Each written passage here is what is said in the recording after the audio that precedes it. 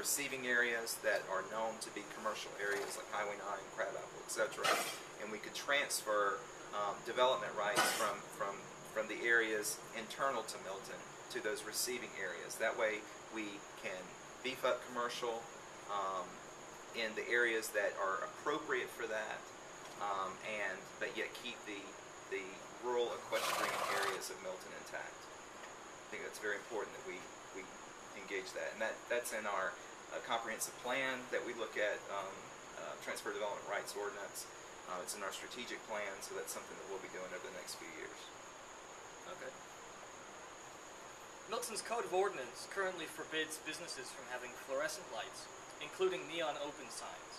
Yet many businesses flaunt this law either willfully or inadvertently. If elected, would you enforce this ordinance, or do you feel it is too strict on local businesses? This bee's going to kill us, Jonathan. It's going to kill one of us. Neon signs. That's an interesting one because, as you probably know, and as most of our viewers will know, one of the things that the City Council did was form a committee to look at the design standards along Highway 9. And so we formed the Highway 9 Design Standards Committee that beefed up Highway 9 and really put in some design standards for what would be expected look and feel of Highway 9. Knowing that right now the Highway 9 is haphazardly developed, large tracts of it are, and trying to create a sense of place for the Highway 9 area. In that design standard, we now allow for neon signs, small neon open signs for businesses, because we understand that especially when the strip malls and all of that are back off the road, sometimes there is a need for them to advertise that they are open. So we are looking in that direction. Staff is going to provide us with some more guidance on the size of the sign. Should be blinking or anything like that, obnoxious, but a small neon sign would be allowed. I think though that while we may allow that in the Highway 9 area, I think that we need to look at the character areas as the unique areas of Milton that they are, and we need to consider whether it is appropriate to put those signs in the various character areas of Milton. I think in Highway 9 that's more commercial, it may be appropriate, but I think the council needs to have a good discussion about, say, Birmingham Crossroads and Crabapple, to name the two main areas where the neon signs would be apt to go.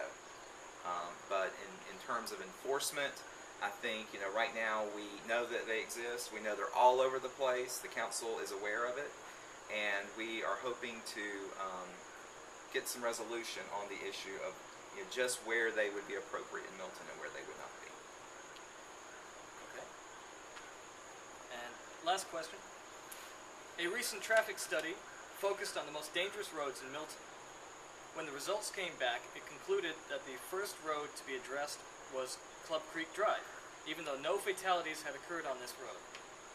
Other residential roads, including Providence and Bethany roads, as well as Birmingham Highway, all experienced at least one vehicular fatality since incorporation, but were not included in the study due to having posted speed limits above 35 miles an hour. Considering that an estimated 10% of Milton residents live on roads with speed limits above 35, and also provide Milton with much of its rural claim, do you believe it was right to restrict the scope of the study? Well, I think that there are some criteria for this study. I think that whether or not it was right to exclude those, to be honest with you, I don't know why those were excluded and others in other areas were not. I assume though that it had something to do, obviously, with the speed limit on those roads. I think though that if you look at where our money is being spent right now in terms of traffic improvements in the city, we're spending a good portion of our capital improvement fund on intersections improvements on the very roads that you mentioned, those open road neighborhoods. We're looking at multi-year funding for intersection improvements at New Providence and Arnold Mill, at Providence and Birmingham, at Cogburn and Hopewell and all of these major intersections that you mentioned are problematic for all the citizens of Milton. And we are looking at roundabouts for those because I think roundabouts not only will reduce areas where you can, if you have an intersection like this, the fatalities are much greater, studies have shown, than if you have a roundabout, because there's many more areas of intersection with cars at higher speeds. So roundabouts, although there's going to be a learning curve, we are fully in favor of roundabouts because not only do they calm traffic, but they result in less fatal accidents. I think it's going to be very important as we move forward to continue funding for those intersection improvements. Unfortunately, as I'm learning, doing an intersection takes a long time. It's not something that you can just, we as citizens, when we drive by an intersection, we say, oh, well, they started the intersection, and it doesn't take very long before the intersection's done. But the amount of pre-planning that goes into an intersection, once you see the construction crews there, is mind-boggling. It's been a wake-up call for me as a council member and the rest of the council members as well. We're talking anywhere from 2 years to 4 years to plan, execute, purchase land, do what needs to be done to make those intersection improvements. And I think you're gonna find not only that those intersection improvements are going to save lives, they're going to slow down traffic, but they're going to create a sense of place for Milton. I think roundabouts are something that the state of Georgia really doesn't see that often. Depending on where the roundabouts are, there's DOT funding at 100% for those, which saves us money. Roundabouts can be cheaper than having an intersection where you have turning lanes and whatnot, and traffic signals, and can actually require less land, which is kind of interesting as well. In addition to that, I think that in terms of the speed on our roads, especially the major arterial roads north and south, I think that there are some opportunities there. I know that's been a force of tension and despair for a lot of people. No one wants to hear of there being a fatal accident, whether they're a Milton resident or not. It's sad to hear that. And there are some opportunities for us to improve the speed on those roads. Couple of things I'd like to get out though that people may not be aware of is, one of the things that's been recommended to our city council is to just reduce the speed limits in the city. Have a citywide 35-mile-an-hour speed limit. And studies have shown that that is not effective. People are going to drive the speed at which they feel that it's safe to drive. And so if you artificially reduce the speed limit, not only may you not get DOT clearance to run radar on those very roads, which enforcement is a good thing. It's not everything. It's a piece of the pie to get people to slow down.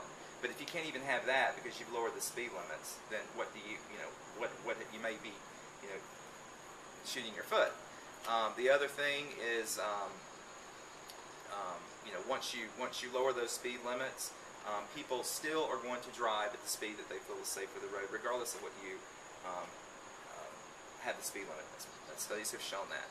So you have to find a way to either make them physically feel that the road need to drive on the road. They physically feel that the road is not as safe as you think it is, so therefore they need to slow down. Or you have to psychologically make people think that the road is not as safe as they think it is, and therefore they'll slow down. You can do that physical means. There's different traffic calming ways that we can use on our open road neighborhoods that probably would not be appropriate or even effective. Say if we use those same traffic calming measures in a neighborhood, you can't use some of those same traffic calming measures on open roads. But there are certain things that we can do, vegetation on the side of the road, landscaping on the side of the road that gives that would actually reduce the peripheral vision of drivers and make them feel where it's not as safe to go faster. So we need to look in these kinds of things. And I know it's been an arduous process.